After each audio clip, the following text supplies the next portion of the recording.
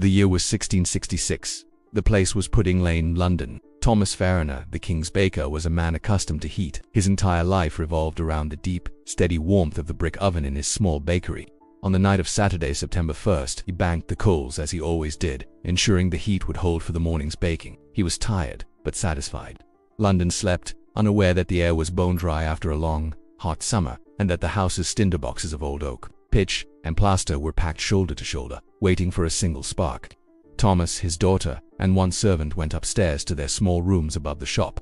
The night was still, and the air in the cramped room was stale and heavy. Sometime after midnight, the silence was broken. It wasn't a sudden explosion.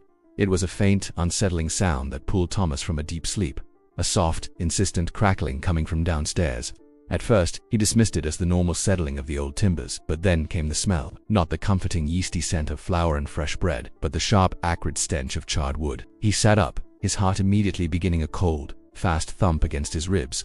He slid out of bed and rushed to the landing. The air felt unnaturally warm, and thick smoke, heavy and black as tar, was already snaking up the narrow staircase. Fire, he choked out, the word catching in his throat like dust. He shouted for his daughter and the servant, his voice raw with sudden terror. He tried to descend the stairs, but the smoke was too dense, a living thing that choked the breath from his lungs and blinded him instantly. He could hear the low, hungry roar. Now the fire was no longer a whisper. It was consuming the shop below with terrifying speed. The wooden staircase, their only way out, was already an inferno. He scrambled back, finding his daughter and the maid huddled, paralyzed by panic. The three of them were trapped in a small wooden cage that was now rapidly filling with scorching air and thick, blinding smoke. The floorboards beneath his feet were beginning to heat up.